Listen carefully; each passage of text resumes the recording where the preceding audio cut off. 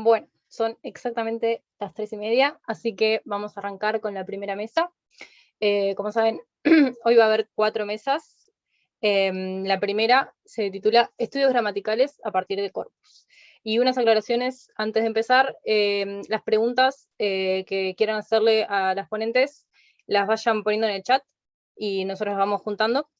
Así después las hacemos todas al final, que va a haber hay un intervalo que está destinado a las preguntas. Después, si quieren, igual al final pueden poner sus preguntas, pero digo, las que vayan poniendo en el chat las vamos a ir juntando.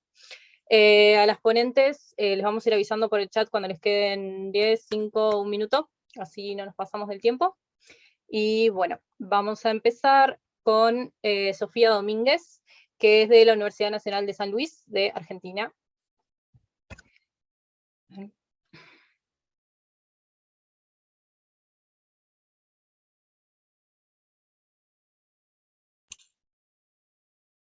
Hola, buenos días. ¿Se me escucha bien? Bueno, sí, se te escucha perfecto. Por cuestiones de conectividad voy a compartir pantalla y apagar mi cámara para que no tener problemas con el audio. Dale, genial.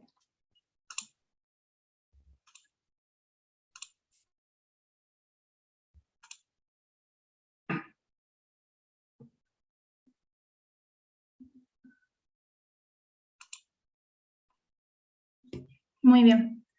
Bueno, como dijeron, soy de la Universidad de San Luis, en Argentina. Este trabajo yo lo hice enmarcado en una pasantía de investigación. La pasantía duró más o menos 1 año y pico, porque bueno, justo me agarró la pandemia y por cuestiones de movilidad no podía ir a acceder a los archivos del diario.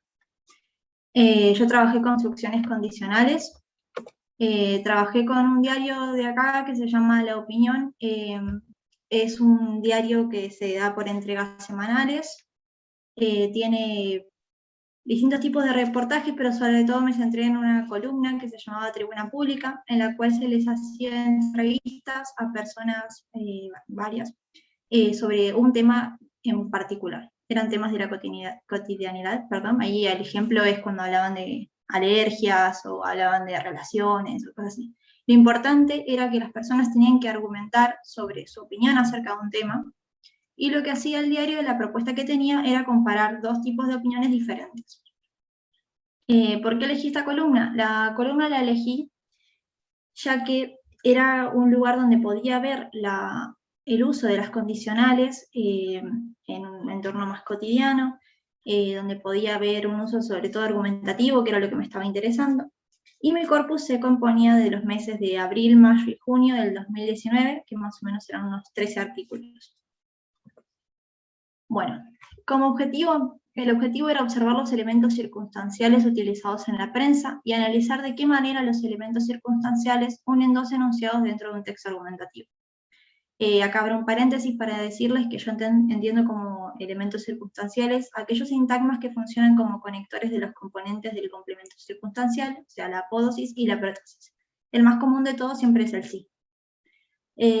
Utilicé un corpus bastante variado, utilizando las teorías cognitivistas, pero sobre todo terminé trabajando con 2 textos de Montolivo de gramática descriptiva y de Covasi del comentario gramatical.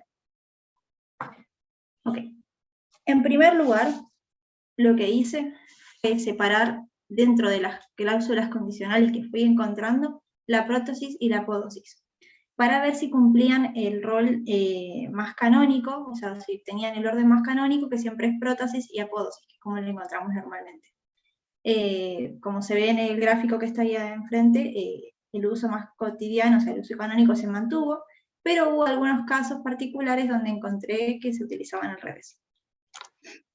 El uso de la prótesis y la apódosis de esta forma tiene que ver, desde un punto de vista sintáctico, con la relación de las construcciones sintácticas complejas de la apódosis, lo que lo sumado a que su mayor longitud favorece su posposición.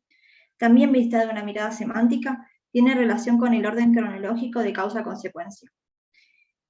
Pero bueno, como dije, en el análisis encontré casos particulares donde no se daba este uso. Ahí en el ejemplo número 2 se puede ver cómo podemos encontrar como un orden no canónico de la condicional, es decir, que en primer lugar encontramos la apódosis y en segundo la prótesis. Como se puede establecer a simple vista, la apódosis es un elemento más largo y complejamente sintáctico de la cláusula condicional, por lo cual no puede ser fácilmente propuesto. Además nos encontramos con que la apódosis también mantiene una relación directa con la oración anterior, que sirve de marco temático de la cláusula condicional. En el ejemplo 9 podemos ver que no hay una gran diferencia sintáctica en los enunciados de la apódosis y la prótesis, pero semánticamente la oración responde al marco temático anterior, ya que se explica lo que quiere que suceda. En este caso, por ejemplo, como dice ahí en el ejemplo, que no sea solamente una amenaza de multa, y luego se suma la prótesis para explicar la condición. La condición sería qué pasaría si no se cumple. Ambos enunciados se encuentran conectados directamente con información de un tema ya dado. En segundo lugar, lo que hice fue ya analizar la función que tenían estas cláusulas condicionales de acuerdo a cómo las iba encontrando. Para eso ya utilicé ¿cómo sería esto? Las clasificaciones que daba Montolio y Covasi. En primer lugar, voy a trabajar con Montolio. En primer lugar, se analizaron los resultados del análisis teniendo en cuenta los aportes de Montolio, como se observa en el gráfico de Infinito. En el gráfico solo se representan 3 de los 4 métodos de clasificación que nombra la autora, ya que fueron los únicos representados en los ejemplos. Además, se suma una categoría para aquellos que pudieron clasificarse dentro de los patrones de la autora, o sea, aquellos que no pudieron clasificarse. Como se observa en el gráfico, la función discursiva utilizada con mayor frecuencia es aquella que se relaciona con el discurso previo. Montolio explica que la condición en este caso selecciona cierta información procedente del discurso previo y la retoma, de modo que la convierte en la suposición con el objetivo de explorar las implicaciones posibles derivadas de escogerlo como opción. Aquí tenemos algunos ejemplos de discurso previo, que es el ejemplo número 3. En este caso, la suposición se crea a partir de la idea de que no puede existir la amistad entre el hombre y la mujer, por lo que la condición crea la situación hipotética en la que se muestra que no habría forma de que esta persona revele sus sentimientos. Era un tema que se debatió entre dos personas. Teniendo en cuenta que el objetivo general de los textos argumentativos es presentar razones para sostener una postura respecto a un tema, es comprensible que estadísticamente la función más utilizada dentro de la propia condicional sea aquella que plantea una situación hipotética sobre el tema marco del que se venía desarrollando. Por eso es que este es el recurso más utilizado. La segunda categoría, con mayor representación, tiene que ver con aquellas cláusulas condicionales que son utilizadas para introducir un ejemplo. Ahí puse también un ejemplo, en el cual, en este ejemplo, la condicional tiene la función de introducir un ejemplo que se relaciona con el tema anterior. En este caso se habla sobre un juicio que al salir del juzgado uno de los forenses dio detalles del caso a la prensa. El locutor utiliza este hecho para introducir un ejemplo con el que luego se retomará el tema principal del escrito sobre la morbosidad de las personas. Y la última clasificación que se pudo encontrar en el corpus tiene que ver con la función de la condicional como medio para contrastar suposiciones o posibilidades diferentes respecto a consecuencias derivadas. Ahí tenemos un ejemplo número 1, en el cual la condicional nace a raíz del enunciado que se hace sobre la necesidad de realizar los tratamientos médicos contemplando el cambio climático. Es decir, que la cláusula condicional contrasta las dos posibilidades. Por un lado, la de que los médicos pueden llegar a quedar dando tratamientos viejos, y por el otro lado, que pueden seguir llenando de químicos el cuerpo de los niños, como explica ahí. Bueno, esto sería el análisis en cuanto a Montolio.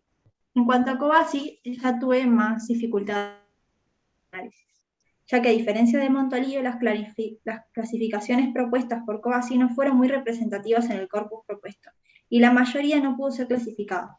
En primer lugar, mencionaremos brevemente las cláusulas del corpus que se vieron representadas en este sistema de clasificación, que son las aseveraciones encarecedoras, como se muestra ahí. Con la aseveración encarecedora, a este tipo de condicional es una paráfrasis de otra.